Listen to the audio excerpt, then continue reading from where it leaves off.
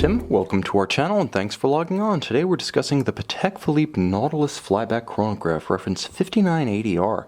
You can see and you can purchase this complicated Nautilus on our website. Subscribe to our YouTube channel if you enjoy these videos, and please click on the card in the upper right hand corner of the screen at any time during this video to see our full sales listing for this watch, with accessories included in the sale, high resolution images for your desktop, and naturally complete pricing details for this 5980R.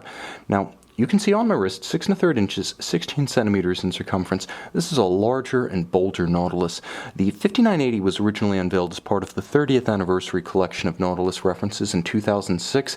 A big, bold sports watch. Even then, it added a measure of formal decorum in 2010 with the debut of the rose gold model that you see on my wrist.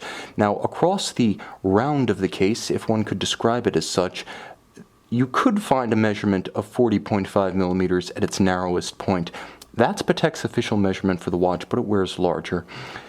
Across the distinctive Nautilus wings, not inclusive of the crown, you can see the watch is 44 millimeters wide, and that's effectively how big it wears on the wrist. However, it's not a thick watch. At only 12 millimeters thick, we're into Rolex Submariner territory here, and this watch will wear on a tight cuff with any kind of dress sleeve simply because it's so low. At 12 millimeters with a generously sloped case flank, a tight cuff will ramp up and over it with ease, and from lug to lug it's actually quite compact.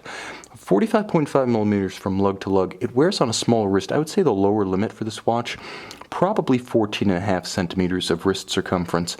It does have a little bit of flare by virtue of the intermediate link that joins the strap to the case.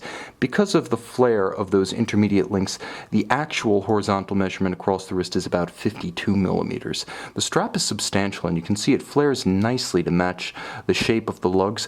Monotone stitch, rectangular scale, dark brown alligator leather. It's not bolstered, it's folded at its edge, it's quite slim, and on the underside there's a supple calfskin inlay. Now, the watch comes with a beautifully finished and substantial Patek Philippe double fold deployant, wonderfully machined, beautifully finished so that there are no residual marks of stamping or milling. It features a twin trigger release system with the spring built into the swing arm, so not friction fit. It closes with a positive snap, and it has to be positively disengaged by pressing both buttons, keeping the watch secure when buckled. Now, you'll also note that the watch features a remarkably substantial case, and yet it's not monolithic. Differential finish, strong character lines, and compound curves break up the mass of the case and create nuance. You get your money's worth with hand-finished metal on a Nautilus. And because the clasp nicely counterbalances the weight of the watch head, you can wear this one loose without any chance of it capsizing or rocking on the wrist, for those of you who like to wear a watch loose. Now, you'll see that the case has incredible nuance, but nothing compared to the dial, which Patek describes in rather prosaic terms as black-brown. I can tell you it's more like an explosive gradient bronze, a golden bronze. Thanks to the gradient design of the dial, it really does change from almost black at its edge to almost gold at its center. All of the hour indices are hand-applied and polished rose gold to match the rose gold hands, and the gorgeous lateral striation so characteristic of the Nautilus here is well placed and straddles a centralized mono counter that preserves the balance of the dial by fitting both chronograph minutes and hours on a single set of concentric circular scales. A traditional date window sits at 3 o'clock, and the watch, although this isn't a well-advertised feature, is a flyback chronograph, such that you simply press the reset trigger and reset and restart the watch without any need to first stop it and then reset. That's the advantage of a flyback.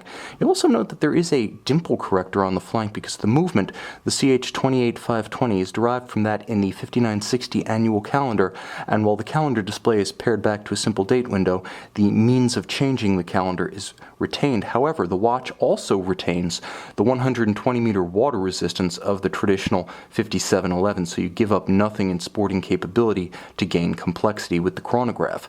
Now, on the caseback, everything you would expect of Patek Philippe. The CH28520 is a modern automatic winding vertical clutch column wheel chronograph caliber. So let's break that down. Automatic winding with a more efficient unidirectional system. Efficiency is compounded by unlubricated high-tech ceramic rotor bearings at center. For high efficiency, yes, but also for long-wearing durability and minimal maintenance needs on that component. Now, other technology includes the silicon Spiromax hairspring. It is effectively amagnetic, making this watch resistant to the age-old mechanical watch downfall of the magnetic field. Moreover, you can see that traditional technology is retained as well, with a free-sprung Gyromax-style balance more resistant to shock and vibration-induced timing deviations. You can see the column wheel just below my thumb. Now, the advantages of the column wheel and the vertical clutch in this watch are that the column wheel, a traditional way of actuating chronograph functions, makes it possible to hear and feel with real tactile satisfaction the operation of the function selectors. Unlike a more general or vague cam and shuttle system, this one's quite crisp. Now, the vertical clutch allows the chronograph seconds hand, watch it closely, to start without jumping. That's one of the downfalls of a traditional lateral yoke.